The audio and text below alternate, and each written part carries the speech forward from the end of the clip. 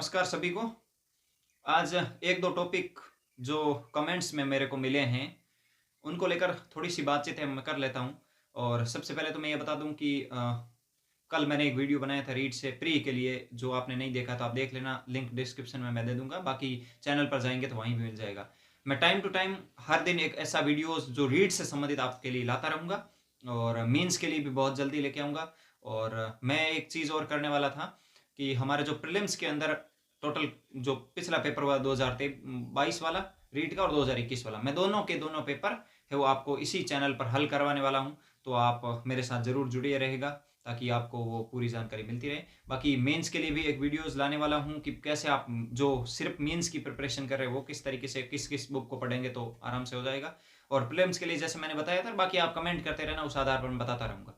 एक कोर्स को लेकर थोड़ी बातचीत थी, वो भी मैं आज के सेशन में करूंगा। एक नेगेटिव मार्किंग को और 5 ऑप्शन को लेकर और बीएड बीएसटीसी वाला ये बात है।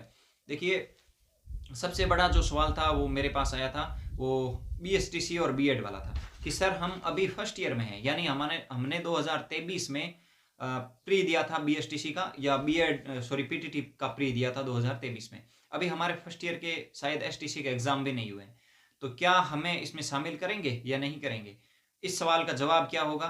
तो देखिए, कोई कुछ भी कहे, मेरी तरफ से इसका जवाब होगा हाँ, आपको 110% आपको शामिल करेंगे। सर कैसे, किस आधार पर कह रहे हैं? अभी तो फर्स्ट ईयर के एग्जाम नहीं हुए हैं, सेकंड ईयर के कब एग्जाम होंगे, कब रिजल्ट आएगा, कब हमें हमारी मार्कशीट आएगी, हमें कैसे शामिल करेंगे?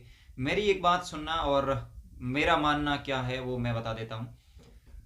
प्रीलिम्स का एग्जाम जनवरी में हो जाएगा, मेंस का एग्जाम कम से कम प्री के 7-8 महीने बाद होगा। ये आप मेरे से लिख के ले लीजिए, कोई कुछ भी कहे, कम से कम 7 से 8 महीने आपको मिल जाएंगे प्री के बाद मेंस के एग्जाम तक। मेंस का एग्जाम 25 के अक्टूबर नवंबर से पहले मेरे को तो लगता नहीं है, सितंबर अक्टूबर से पहले तो मेरे को किसी भी हालत में नहीं लग रहा है। बाकी आप कुछ भी कह सकते हैं, कोई कुछ भी। यस, चलिए कि सितंबर अक्टूबर तक मेंस का एग्जाम करवाएंगे। जब भी एग्जाम करवाएंगे तो कुछ ना कुछ तोड़ इसका निकाला जाएगा। सर क्या तोड़ निकालेंगे? मान लीजिए 2025 वालों को पहले विवाद होगा और उसमें ये शामिल नहीं करेंगे, ऐसे कुछ बात करेंगे, लेकिन कम से कम 2 लाख बच्चे होंगे बीएड के और बीएसटीसी के, बीएसटीसी स्पेशल के, या फिर आपके बीएड स्पेशल के, कुल मिला के जो फर्स्ट ईयर के सेशन में अभी पढ़ रहे हैं, लगभग 2 लाख के आसपास बच्चे अपने वाले हैं। अब इन 2 लाख बच्चों का तो सरकार अहित नहीं कर सकती।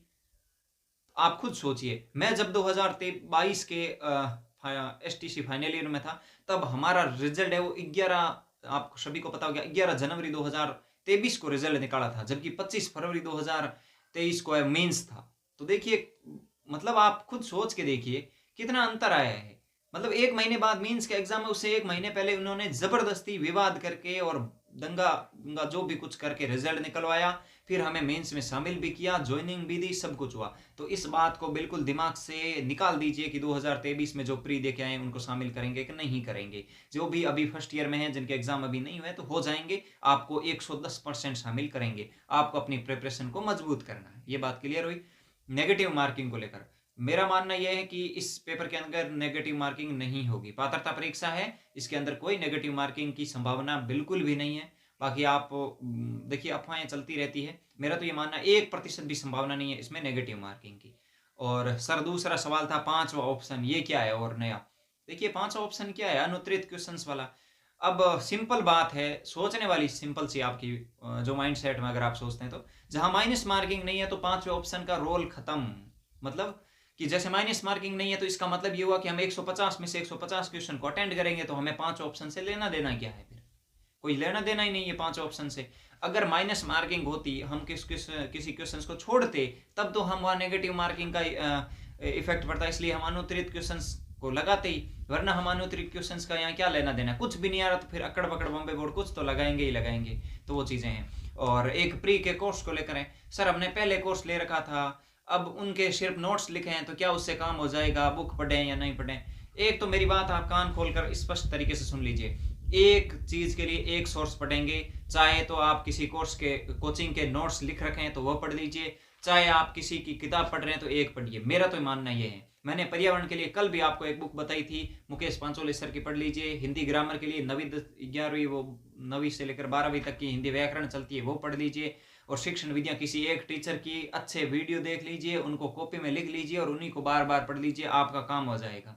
बाकी जिनको है वो चाहिए वो कर लेना। हाँ, एमसीक्यू ज़रूर किसी बुक कोई बुक ले आना एमसीक्यू की, वो साथ में निकालते रहना, उससे आपकी प्रैक्टिस मज़बूत होती है। आपकी शिक्षण विधियों की और साइकोलॉजी की एमसीक्यू बेस कोई किताब ले आना, उनको साथ में करते रहना, उससे काम चल जाएगा। बाकी एक सब्जेक्ट के लिए मैं कहूँगा एक सोर्स पढ़िए, चाहे तो आप किसी के कोर्स के वीडियोस देख लीजिए, उनको लिख लीजिए, उनका कंटेंट पढ़ लीजिए। अगर आप ऐसा नहीं कर पाते हैं तो दूसरा ऑप्शन भी खराब नहीं है, आप किसी की किताब उठाइए, उसकी किताब की पूरे कंटेंट पढ़ लीजिए, उनके क्वेश्चंस उत्तर कर लीजिए। पर एक बात मेरी हमेशा याद रखिए, चाहे आप कोर्स देख रहे हैं, चाहे आप किसी के वीडियोस देख रहे हैं, चाहे आप यूट्यूब पर कुछ देख रहे हैं, चाहे आप किताब पढ़ रहे हैं, लेकिन एमसीक्यू 100% लगाएंगे। यूट्यूब पर आप सर्च करके किसी के एमसीक्यू लगा सकते हैं। मैं कोशिश करूंगा साइकोलॉजी के शिक्षण विधियों के हर दिन एमसीक्यू 20-30 क्वेश्चंस का वीडियोस लाऊं आप सभी के लिए, उसकी पीडीएफ टेलीग्राम पर आपको उपलब्ध करवाऊं, कोशिश कर रहा हूं इस तरीके की। बाकी मेरे को ज़्यादा एडिटिंग इतना आता नहीं है वीडियोज़ में। आप ज़रूर इस वीडियो को शेयर करना, आपके जितने भी सवाल है आप मेरे को कमेंट करना। मैं शाम को मेंस से रिलेवेंट है वो एक वीडियोज़ लाने की पूरी कोशिश करूंगा, जो कल सुबह तक आपके पास आ जाएगा, 10-1 बजे तक अपलोड कर दूंगा। बाकी कोई भी क्वारीज है, कोई भी कमेंट्स है, आप मुझे ज़रूर करना। मैं उन कमेंट्स को पढ़ता हूँ और ये देखता हूँ कि किन को किस बात की ज़रूरत है।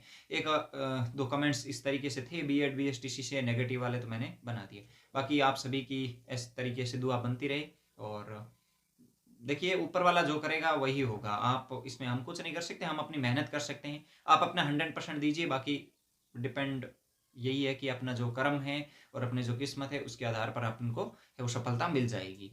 थैंक यू, मिलेंगे।